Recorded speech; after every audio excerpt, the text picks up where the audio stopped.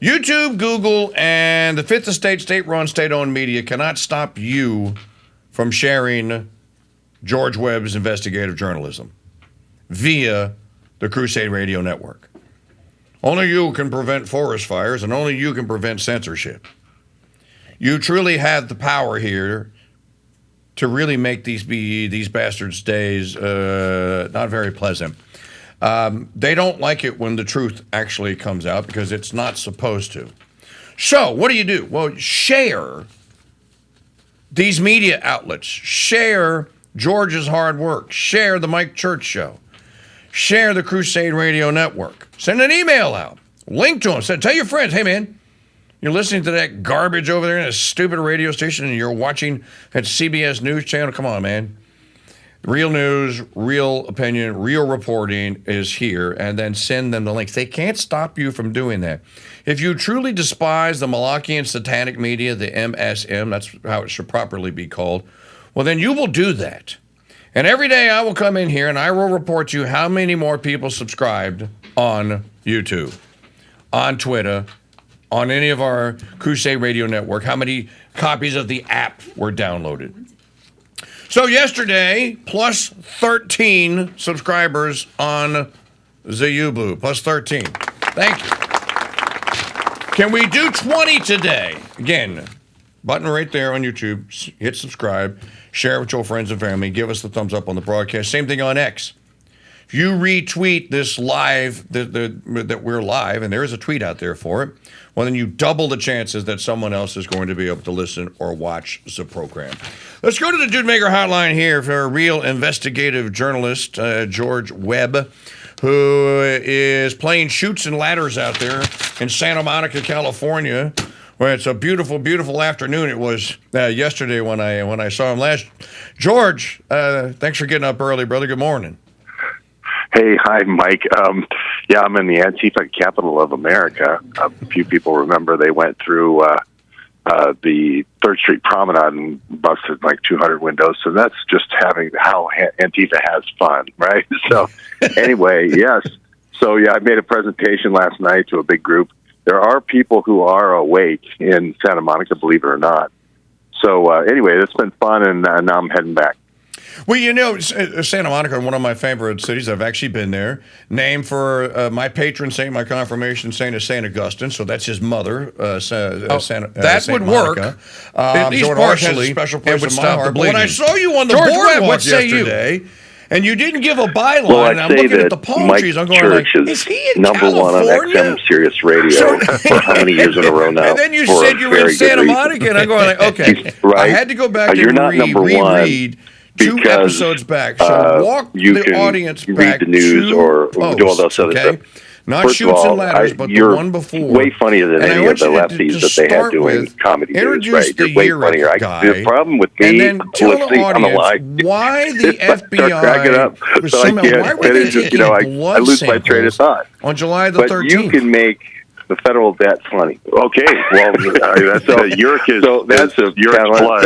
It's like standing you're the only one in the world here. Uric's blood has not premiered yet, but we're expecting so when I hear you go through all these stories, it's just so much fun. I mean, give you the big overview. The big news on the left yesterday, of course, was a little bit of that Iranian quote unquote plot. John Stewart. John Stewart had a little bit of that going on, but you do it like Pakistani plot. So you go back 8 years. When I say, okay, Mike, I want to come on the show, and as much as I love the federal debt, funny as you are, Antifa, I would love to change the subject with your permission. I've been talking to the grand guy here on XM Radio.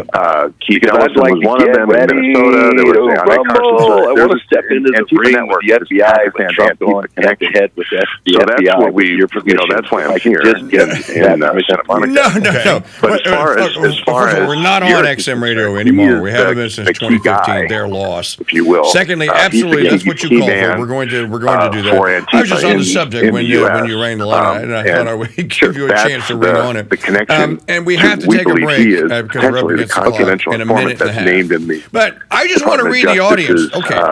lawsuit yesterday. The Cheney sanction. How Trump was a threat to continuity of government. Is there still a sanction on the head of President Trump? Wasn't there a TV show about continuity of government? Wasn't Kiefer Sutherland in that show? Seattle. Yes. And remember Minnesota. Yeah, I don't remember what they called the Kiefer Sutherland show. Everywhere he goes, flames fall. I'll have it for you after January 6th, I promise. But the scenario is the same, that we can't allow, they blew up the Capitol building during the State of the Union reports came out, and everyone was there, but someone had to be off-site. It just happened to be the Kiefer Sutherland character. The Trump rally was and so and the reason was one of two reasons. Take over the either control of government. Blood. But you've gone into an all since the last time we talked to you, George Webb. And now we have 45 seconds. It was either Urich's blood, break, right? Thinking that so the last time we talked to you, we were Act Blue community snipers, and his Crooks was acting as a whole bunch of evidence to support they knew each this other. Guy named Uric, and Uric is making his escape. There were two guys on the roof, after he fires the shots and leaves. And that's what the audio and the videotape evidence has shown. Right? Interestingly enough, he cuts his hand on the ladder. Assistant Director Abate and Keystone Cop in charge, bleeding all over the place, and he bleeds all the way down that hallway. Nothing about that you see in the films. It's a single guy, single shooter. We know what happens in bloody handoff in this Hold that thought. We're going to come back with George Webb, investigative journalist, after the time out here, the director, and we'll pick all this up. And believe me, you're not going to want to miss this segment here. So don't. Did a blood test. Let's go back to the Dude Maker hotline here, and we'll bring George Webb, later, Chris Ray says no, that turned out not to be true. Was on the scene. Turned out to be that it was Crooks, and they identified him by the serial number. Then he was on the scene in Pittsburgh. So that's where the blood comes in. And yesterday he was fly fishing in the Allegheny River. So I don't know where he is today. Uric's father, Roger, that seemed to be used for the last 8 years in these Antifa operations. Yeah, with this kind of Antifa first of all, Mike, I got to say your commercials are potentially funny too. Because when you say you're going to put running those plates on a plate, could have been the way. I know you're not saying a violent thing. I know you're not those are just actually talking about putting pieces through a wood chipper. I know that. Okay, right? So you're just kidding. I'm going to take you back because we were there. We were live right here on the Crusade not a violent organization at all. I jumped on there 5 minutes commercial after the shots rang out.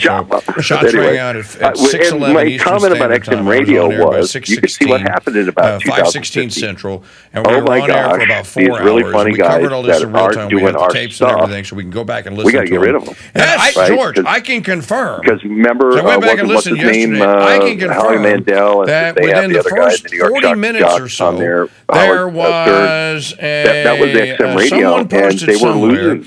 The identity of the shooter. They couldn't do another. And the first ID that we got was this Uric guy. And they wanted content. And you were, you provided a lot of ratings for them for a long time. And he had a social media profile. And they did a whole house But then within 10 minutes, it's like, no, that's the wrong guy. They were like, that's not the guy. We're getting the numbers. So then it was Crooks. They were like, how in the hell are they IDing these guys so quick? Well, the funny thing is, so this is where I guess where the blood comes in. And they put Bannon in my place. Uric was ID'd by the blood. Mistakenly, and then Cheadle tries to backtrack it in her I won't say limited hangout because we got the blood sample, we made the ID, and then Ray comes on and goes, no, none of that. That's not the way we use the serial number on the rifle. So just for people that are confused. Back to the Trump assassination. The rifle that is on the roof of the AGR building, George Webb, is the rifle that is used to try and assassinate President Trump. We had 19 locations to work from. Senator Johnson put those out there. I'm pretty good with every one of them. Story. There's 2 sets of shots. Everywhere we went, we talked to for sure that come from that. And we caught the FBI in the first lie. We went to the Home Depot. That was one of the Senator Johnson but it could be the fact that they turned the rifle sideways. When you're shooting for accuracy, the shooting the shots are slower, squeezed out slower. But when you're shooting for covering fire, Uric was with him. That's why they have stand up and just go bang, bang, bang, bang, bang, real quick to make sure nobody's going to. So Ray had to retract chase you. You know, you don't know how many shots are coming at that point. Number 2 guy out there yesterday. And fires it there. And now they have to reach all the way back with all the out of 700 posts on Gab. Oh, okay. Right, which they have what withheld is, from us. in your They scrubbed all of investigation, his what is social. the Copenhagen They video? have to go all the way back to when he was 14 and say he did official something that was anti-immigrant. Well, it means somebody ran across the roof. It looks like he's somebody ran across Wisdom the roof. of Solomon for a 14-year-old. It's hard to know. Sure because does. the roofs are sloped and the It sure does, in and out. and it looks very pro-immigrant. So the part that really wonder what the other 699 say. Well, become a that's really George. tall. I mean, I'm 6'8". I know it's in the. Yeah, no, I mean, and everyone thought he was the shooter was short. To read it all, Uric is 5'10". And I kind of know. A lot of people thought the shooter was 5'6". I don't really know him, but I kind of know him. So that's Andrew Torba, the CEO of Gab, was out within a half an hour of video, which you're saying, talking about, which shows somebody moving across. That is not how that happened. That is not what you subpoenaed me, and that is not what I told you. Would be totally explainable saying that if anything, Epic Microwave, that's the handle, right? In the corner of the building, waiting, and the case is engaged. They don't want to make a big show of it if there's nothing, no threats. And when they go to the ready position to the aim and fire position, you've got to get over there at all 19 to your shooter, and you got to start looking through as many people as wearing shoes. That's how we limit our selectiveness. We talk to everybody, right? So he knows that the truth is going to come out sooner or later, and he doesn't want to have that kind of space with these other 699 ladder, which was there before. But my point is, this is even before Biden, going all the way back to 2019. They had to go through all the way back to the roof, right? And then I believe there is signed up with Act Blue in 2000, 2017, and right around that 2020-21 timeframe. That's how. So he's not only pro-Biden, he's pro-DNC before he's pro-Biden. And that's the big story that's not out there yet. All right, so down goes Abate. First, Ray's caught in a lie. He drops out. He says, "I'm going to give this over to my number two." Number two comes out, falls on his face. But the first thing he does with the Gab thing, I think the next thing is coming with the rifle, the DR-15, which I think is a lie. I think the CT-15, I won't go into the technical details, but it's a much higher energetic sniper rifle. Still out there? And you can see the percussion wave, the supersonic wave that hits Trump's face. When it hits his nasal prominence, what it does is it divides it like a sharp rock with a wave. It goes from left and right. And you see the wave line actually in the bloodline on his face. That's from a very high energetic round, which we think is a 408 round, not a 308 round, fired by this Cheyenne, this Dick Cheney Cheyenne Uric rifle. Roger Uric develops the Cheyenne rifle. And then with Dick Cheney's help in Cheyenne, Wyoming. It's very frustrating. And they distribute this thing out to all these different gun shops in the United States. So it's an amazing story when you get into the Roger Uric and the CT-15. And that turns out to be a hoax video. Okay, all right. So let's move on to the shoots and ladder now. Go through glass. And to go through bulletproof glass. What's going on. And that is why it's a assassin's rifle for heads of state. Santa Monica. And that's why you're in Santa Monica now because you traced an amazing series of investigative biggest ladder mystery since Lindbergh. If you go to georgewebb.substack.com, the Lindbergh, and you talk I actually had to look this Cheney up. Lindbergh's baby was kidnapped by Bruno. This is a spoof or your version of the Iger Sanction. Yeah, and he used the ladder. I couldn't get Clint Eastwood. The iconography that they used there, an AI version of ladder. They had the ladder. Okay, I actually used an AI version of the carpenter. Since we have a little bit of time, I want to do a medium dive, not a deep dive. Baby's window. Because you're writing Garrett. So the ladder was big. They even sold little ladders at the trial. He outlines how Vice President Cheney essentially created a new government that would go into effect. The point I made last night at my speech in Santa Monica was, and then the book, you have pictures of the book there, the story of the U.S. government's secret plan to save itself while the rest of us die. They waved the bloody ladder. And it's called Raven Rock. And apparently Raven Rock is a mountain site. In his pocket for the ladder. They started saying he went to Home Depot the morning this is almost like this. It almost sounds to me like a duel. On the 8th. So that shows preparation and planning. He's there on the 4th. He's there on the 8th. You know, and they won't show the picture of him. We went into the Home Depot, like I said in the last show, where he bought the ladder. We showed the hundreds of cameras. We showed the FBI how they could actually get the picture of him buying the ladder. But they haven't produced that picture yet. Okay, so now can you explain where Antifa comes in here and the Pakistani assassin? And now you think that the guy, whoever it was that is orchestrating this, that the Pakistani or whoever, they're still out there. And this was the purpose of your entire investigation, was like, we ought to find out the truth behind this so that if the perpetrators are still at large, they can't try and kill him again. Absolutely, and the network is still there, and this goes back to what we did 8 years ago with Antifa and PAC-ISI. If you want to kill somebody, right, you can either do it yourself, and now you're subject to all kinds of investigation. Or if you're Debbie Wasserman Schultz, you can have a spiring in Congress, a PAC-ISI spiring and a WAN spiring, and have them do it, right? Now it's national security because it involves a foreign power, and now I can classify everything.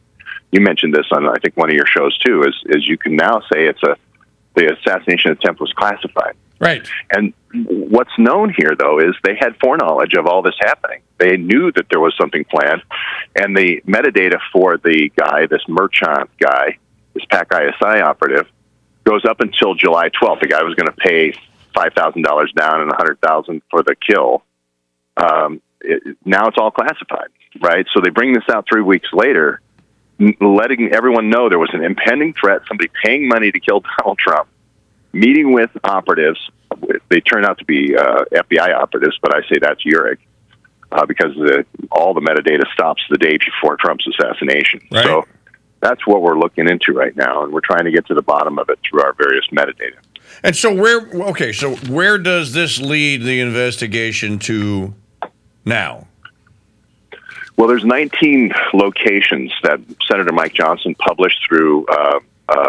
These are IP pings. These are where definitely we have a Urich-type device pinging around the Crook's home, the Crook's place of business, the Allegheny Gun Works, places in and around. But we're focusing in on the things Crooks didn't do. Okay. Right? There's this golf membership for a year at this golf club. Urich played golf. Crooks didn't. Crooks was a lacrosse player. There's an apartment that's rented on Locust Avenue that's for 6 months.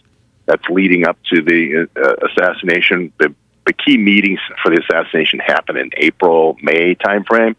So this has been in the works for a while. How Trump was allowed to go on stage, how the roof was now let completely free and open, how people were able to go with ladders and plan what equipment they needed and right. move white vans, how all that could happen and then be let to proceed. Right? They let it go ahead. They didn't try to foil it or stop it. They didn't arrest Crooks or Urich, right? They let it go ahead. Urich's on the FBI watch list as an assassin. So there's no excuse here, really. It means that they let an assassination roll forward. Now, how does Urich, this Urich guy, how does he get on the FBI wanted list as an assassin? And why aren't they manhunting this? Where's the manhunt for this guy? Well, see, when I turn a guy, right, and the FBI, this is why I think Chris Wray stepped in and squashed the Urich name so quickly, is because once I turn him and now he becomes my operative, now he's my confidential source, and now I can protect him. Okay. Now he can basically commit any crime he wants, and now I'm using him, and I can always have him recruit assassins, train assassins like Crooks, get them on drugs, recruit them online, coax them along, whatever, take them to the parties, take them to the shooting clubs, right? I coax them along, and then if I ever do need to have an assassination done, I'm ready to go, right? Right. And then I can always say it's a foreign plot and write it off as a foreign plot. I didn't do it. It was the Pakistanis. It was the Antifa group. And this is a way of using Antifa to smash free speech, right? And then they can have hands free. It's plausible deniability. Oh, it was a foreign plot. I thought this was Iranian originally, but it turns out this Pakistani guy just stopped in the Tehran airport for a while. He wasn't really Iranian, but they rolled it out initially as an Iranian plot. No, it's PAC-ISI, and we've been talking about it for 8 years. All right, explain to our listeners, if you will, and our viewers, Ron Johnson releases his metadata. What device does the metadata or devices does the metadata come from where you have these maps on georgewebb.substack.com on your Substack post with the red dots on them? What device does this come from, purportedly? Well, it's advertising data. So, like, if an advertiser wants to advertise a laundromat that you're close to, one of the locations is a laundromat, it'll ping, hey, come in and, $1 off your laundry today, right? So like one of the pings near the karate club is an ad ping. So we don't know who actually owns the phone. What they do is they say, give me all IP addresses that respond both to the crook's home location. You can geofence these queries and the crook's place of business. Okay. And so that's what somebody did. They created what they call a fence. And then they came up with these 17 other hits. The Heritage Foundation hasn't released any more information. So we don't know if it's Urick meeting crooks at his house, Urick meeting crooks at his home. The other locations around Crooks's place don't really jive with Crooks. Like I mentioned, the golf membership for a year doesn't match. There's a garden center match. There's this other place, this apartment for Urick. They don't fit with the profile of Crooks. If it's Crooks, he would be going to his house every day, right? Or he would be going to his workplace Monday through Friday, and that the metadata does not match up there. So we think it's either Urick, or it could be this Iranian guy that we have the pings for, or this Pakistani guy that we have the pings for. But they're out there. You can read them on the Oversight Project from the Heritage Foundation if you want to double check. Okay, here's what I want to know in the final 2 minutes that we have here with georgewebb.substack.com, and you can find him on Twitter at Real George Webb. By the way, can you solve a controversy in our little group here? Are you in any way, shape, or form related to Whitney Webb? No. Okay, thank you very much. I'd be very proud as a dad. And somebody asked me last night at the talk I was related to Gary Webb, and I said no, but I'd be proud to be related to Gary Webb too. But my full name is George Webb Swigert, and so I just shortened it to make it easier. Okay. And so not related to either of them. Okay. All right. We got 2 minutes left, so quick. I'm gonna go as fast as I can. Nathan, Fonnie Willis, and Nathan Hale, or whatever his last name. I can't remember his name. Nathan, the Nathan guy. Cell phone data from his phone was obtained by a PI with the Trump campaign and with Trump's defense team, and they were able to take that cell phone data, and it's so accurate and so precise if you know what you're doing. They were able to tell which node off of a cell phone tower the ping came from and from which direction, because you can calibrate between the towers here. Why hasn't this been done already with crooks? Well, you can take the IP data and then go and match it because you have the timestamps. You can match it with the local cameras around that area, so you can see if a white van is at the crook's house, or you could see if what car is coming into Crooks' house at that time. We have satellite data. We have satellite data on the roof, by the way. So, but they're withholding that because it's a matter of national security. But you could see somebody climbing on the roof, whether there's one or two people. So there's all sorts of data. But we actually are in this time warp, Mike, where we're having worse film than the Zapruder film, even though that was 60 years ago. Isn't that incredible? Yeah. I mean, everything in this is backwards. There's everything that's breadcrumbed and eyedroppered out is always grainy. It's always just one little tiny clip, and that to me is, let's create a whole bunch of conspiracy theories, right? Let's not have a American Glass Research, which is a defense contractor with lots of cameras. They should have just a continuous film of what's happening on that grass up into the assassination, but we don't have it. Yeah, they absolutely should. George, that's all the time we have. Thank you very much, brother. We'll let you get back to your travels and look forward to you getting back to Butler. Y'all follow George, and you can do the paid version at georgewebb.substack.com. Safe travels, old friend. We'll talk to you soon. Thanks, Mike. We're heading back to Butler. Thank you. Bye-bye. All right. That's George Webb, investigative journalist. Yeah, he's right about this. And none of this stuff makes any sense. None of this stuff makes any sense. How can you be in the digital era in 2024 and the only photographs that we have and the only photographic evidence we have, even the video that's coming off of phones, looks like it was shot on an old VHS Betamax tape?